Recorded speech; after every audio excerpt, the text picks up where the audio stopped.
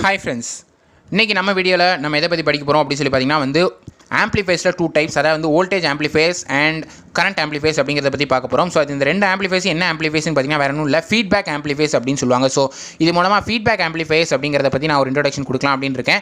So ஃபீட்பேக்னா வேற ஒண்ணும் இல்ல, நம்ம அவுட்புட் இருக்குல அதோட கொஞ்சம் பார்ட் எடுத்து நம்ம அப்படியே வந்து இன்புட்டுக்கு திரும்ப எடுத்து கொடுக்க போறோம். சோ தட் ஒரு லூப் வந்து ஃபார்ம் பண்ற மாதிரி இருக்கும் அந்த சர்க்யூட், சரிங்களா? அதான் வந்து ஃபீட்பேக் சிஸ்டம் அப்படினு சொல்லுவாங்க. இது நிறைய இடங்கள்ல நம்ம கேள்விப்பட்டிருப்போம் ஃபீட்பேக் அப்படின்றத. சோ அதுல ரெண்டு டைப்ஸ் என்னன்னு பாத்தீங்கன்னா voltage amplifiers and current amplifiers. So அத பத்தி ஒரு சின்ன எக்ஸ்பிளனேஷன் இந்த வீடியோல கொடுக்க போறேன். பெரிய இதெல்லாம் சொல்ல போறது இல்ல. ஸோ வோல்டேஜ் ஆம்ப்ளிஃபையரோட சர்க்யூட் நீங்கள் பார்க்குறீங்க. இது வந்து பார்த்தீங்கன்னா supply voltage. So RS RA அப்படிங்கிறது ரெண்டு resistance input side. So output side பார்த்தீங்க அப்படின்னா வந்து ஏவி இன்ட்டு விஏ அப்படிங்கிறது வந்து ஒரு ஈக்குவலன்ட் வோல்டேஜ் சோர்ஸ் அப்படின்னு சொல்லுவாங்க. அண்ட் R0ங்கிறது அவுட்புட் ரெசிஸ்டன்ஸ், RLன்றது வந்து லோட் ரெசிஸ்டன்ஸ் அப்படின்னு தெரிஞ்சுக்கோங்க. ஸோ இதில் நார்மல் அனாலிசிஸ் போனீங்க அப்படின்னா வேறு ஒன்றும் இல்லை.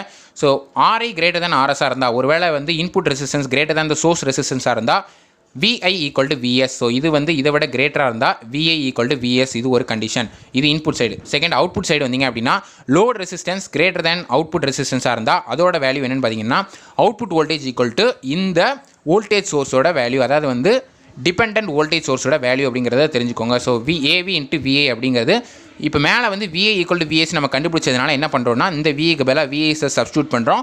So voltage output voltage equal to AV into VS அப்படிங்கிறத தெரிஞ்சுக்கோங்க. ஸோ இதான் வந்து வோல்டேஜ் ஆம்ப்ளிஃபையரோட அனாலிசிஸ். ஸோ உங்களுக்கே தெரிஞ்சிருக்கும், பெருசாக ஒன்றும் இல்லை சொல்கிறதுக்கு, இருந்தாலும் ரெஃபரன்ஸ்க்காக நான் சொல்லியிருக்கேன். ஸோ ஐடியல் கண்டிஷனாக இருந்தது அப்படின்னா வோல்டேஜ் ஆம்ப்ளிஃபையரோட வேல்யூ என்னென்னு அப்படின்னு பார்த்தீங்கன்னா இன்புட் ரெசிஸ்டன்ஸ் வந்து இன்ஃபினிட்டியாக இருக்கும், வேற அவுட்புட் ரெசிஸ்டன்ஸ் வந்து ஜீரோவாக இருக்கும் அப்படிங்கிறத தெரிஞ்சுக்கோங்க. ஸோ ஏன்னா இன்புட் ரெசிஸ்டன்ஸ் இன்ஃபினிட்டியாக இருந்தால் தான் கரண்ட் வழி கம்மியாக எடுக்க முடியும், வேற அவுட்புட் ரெசிஸ்டன்ஸ் ஜீரோவாக இருந்தால் தான் அவுட்புட் வந்து நமக்கு வந்து நல்லா ஆம்ப்ளிஃபைடு ஃபார்மில் வந்து நல்லா கிடைக்கும். ஸோ தட் ஃபீட்பேக் வந்து நம்ம நல்லா கொடுக்க முடியும் ஒரு சர்க்யூட்டுக்கு அப்படிங்கிறத தெரிஞ்சுக்கோங்க.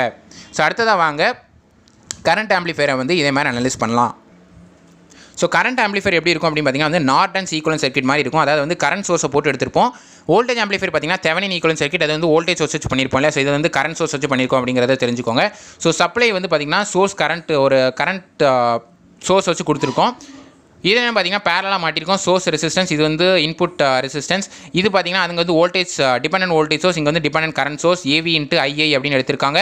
இதை வந்து பேரலாக கனெக்ட் பண்ணியிருப்பாங்க. அவுட்புட் ரெசிஸ்டன்ஸ், இது வந்து லோட் ரெசிஸ்டன்ஸ். அதே மாதிரி தான் இது என்னென்னா கரண்ட் சோர்ஸ் வச்சு எடுத்திருக்காங்க அப்படிங்கிறத தெரிஞ்சுக்கோங்க. ஸோ அதே மாதிரி தான் பண்ண போகிறோம், வேற ஒன்றும் இல்லை. ஸோ இன்புட் ரெசிஸ்டன்ஸ் இதுக்கு எப்படி இருக்குன்னா வந்து ஜீரோவாக இருக்கணும். அப்போனா தான் வந்து நிறைய அமௌண்ட் ஆஃப் கரண்ட் நமக்கு வந்து கிடைக்கும். கரெக்டாக ஜீரோவாக இருந்தால் ஷார்ட் ஆயிருக்குன்னு அர்த்தம். So high amount of input current நமக்கு கிடைக்குது. ஸோ அவுட்புட் வந்து அவ்வளோ ஒரு கிளாரிஃபைட் ஆம்ப்ளிஃபைட் ஃபார்மில் எடுக்கலாம் அப்படிங்கிறதுக்காக அதை வந்து பண்ணியிருக்காங்க. ஸோ இன்புட் ரெசிஸ்டன்ஸ் ஜீரோவாக இருந்தால் input current is equal to source கரண்ட்டாக இருக்கும். அதே மாதிரி அவுட்புட் ரெசிஸ்டன்ஸ் இன்ஃபினிட்டியாக இருந்ததுன்னா அந்த இடத்துல நமக்கு அவுட்புட் வந்து நல்லா ஆம்ப்ளிஃபைடாக கிடைக்குங்கிறதுக்காக எடுத்திருக்காங்க.